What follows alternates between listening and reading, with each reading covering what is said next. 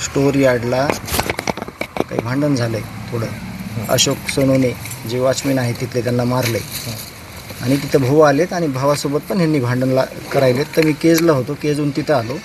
तर परिस्थिती अशी होती की जे बाहेरून खंडणी मागायला आले होते वाल्मिकांना कराडच्या नावाने, त्यांचं नाव सांगून त्या लोकांना एका रूममध्ये बसवलं होतं. मी सुरुवातीला तिथं गेलो तर तिथं वाल्मिकांना कराडचे फोन येत होते. बाजूचे सरपंच आहेत संजय केदार, त्यांच्या मोबाईलवर, आणि ते विचारत होते संतोष देशमुख विषयी माहिती.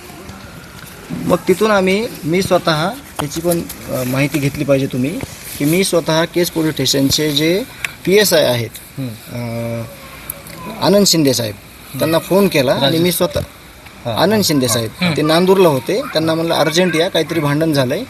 तर ते तिथं आले आणि आम्हाला मुळात भांडण करायचंच नव्हतं. आम्हाला फक्त तो प्रोजेक्ट तिथं आलेला आहे, तिथले लोक जे आहेत त्यांना संरक्षण द्यायचं होतं किंवा त्यांच्या गावातले होते त्या हिशोबानं आम्ही तिथं गेलेलो होतो, माझे भाऊ.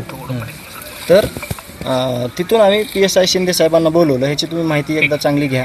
आणि शिंदे साहेबाला बोलवल्यानंतर शिंदे साहेबांना हे जे आरोपी आहेत, हे ज्या दिवशी ही घटना घडली आणि जे माझ्या भावाच्या खुनाचे आरोपी आहेत सगळे, तर त्यांना आम्ही तिथून त्या गाडीमध्ये त्यांना म्हणजे कुठल्याही गावकऱ्यांना त्रास न होऊ देता त्यांना मी पोलीस स्टेशनला पाठवलेला. त्या दिवशी मला माहीत नव्हतं हे इतके क्रूर आहेत, इतकी निर्गुण हत्या माझ्या भावाची करते.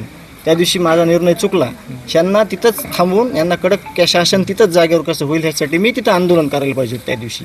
पण आपण तशी भावना नसल्यामुळं, सर्वसमावेशक भावना असल्यामुळं आपण त्यांना पोलीस स्टेशनच्या त्या गाडीमध्ये आपण त्यांना पाठवून दिलं. मात्र एक थांबवतो, ज्या पोलिसावरती तुमचा संशय होता की पोलिसांची भूमिका संशयास्पद होती असं तुमचं म्हणणं होतं, मात्र जिल्ह्याचे जे पोलीस अधीक्षक आहेत अविनाश बारगाव यांची आता तडकाफडकी बदली करण्यात आलेली आहे. हे कसं बघता याकडे तुम्ही? कारवाई समजता का?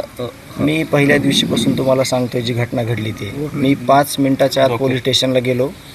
पोलीस स्टेशनला मी तुम्हाला अजून पहिले माझे जे बोललोय मी ते आता एकदा अजून तुम्ही तपासा, की मी सांगितले 10 ते 15 मिनिटात जे PSI शिंदे साहेब आहेत आणि PI महाजन साहेब आहेत ते बाहेर आले. ते बाहेर आल्यानंतर कुठं गेले काय ते मी आत्ता मला जे मुख्यमंत्री साहेब बोलले त्यावेळेस कळलं की ते टोल नाक्याच्या परिसरात होते एक अर्ध्या तासाच्या वेळेत. तर मी तेच बोललेलं होतं की ते बाहेर गेले आणि आम्ही तिथं अडकलोत आणि आमचं ते चालू झालं. एवढंच सांगेल की तिथं पोलीस स्टेशनमध्ये मी असल्यामुळं ते बाहेर गेलेलं लोकेशन हे तपासात येणारच आहे की कुठं गेले आणि काय तपास केला. मात्र त्यांनी SITच्या संदर्भात जी घोषणा केली त्यावरती तुम्ही समाधानी आहात का? नेमकं आता जे सांगितलं टाइम बॉन्ड जो दिला गेलेला आहे त्याच्यावरती तुम्ही समाधानी, काय प्रतिक्रिया असेल? त्यांनी खूप विचारपूर्वक ह्या गोष्टीचं मांडणी केलेली आहे. ह्याच्यामध्ये त्यांनी सगळ्यात महत्त्वाचा विषय आहे की कोणी जरी असलं आणि त्याच्यात ते आहेत, कोणी जरी असलं तरी कारवाई होणार आणि त्याच्यात आहेत ते, आणि ह्याच्यातून हे सगळं बंद झालं पाहिजे. हे जे सगळं चाललं आहे, ही सगळी अराजकता जी माजलेली आहे ती सगळी बंद होणार आहे, याच्यावर माझा विश्वास आहे. फक्त मी आत्ता एकच मागणी करतो, माझी खूप मानसिकता अशी ढळलेली आहे, माझ्या आईची तब्येत खराब झाली आहे आत्ता सध्या. मला एकच सांगतो मी तुम्हाला की उद्या संध्याकाळपर्यंत जे आरोपी आहेत ते जेरबंद झाले पाहिजेत, मी एवढी विनंती करतो.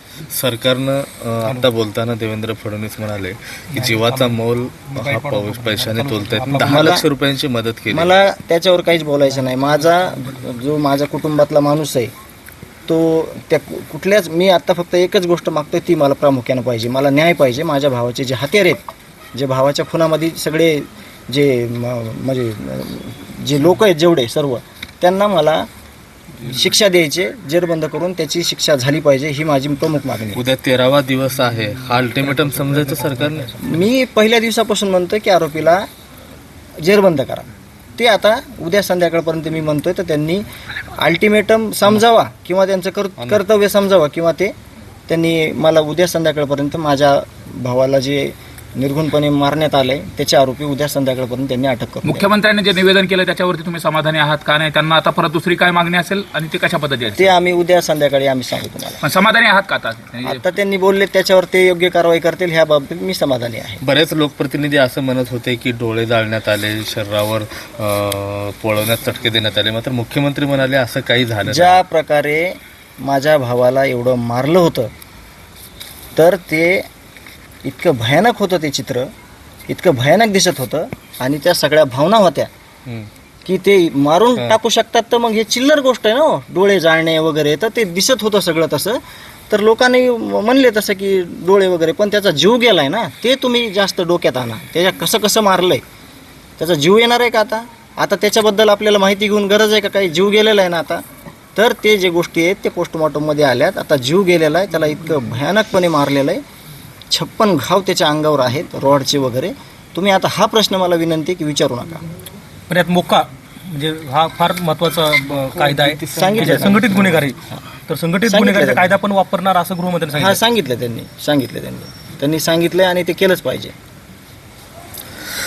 नक्कीच हे होते धनंजय देशमुख.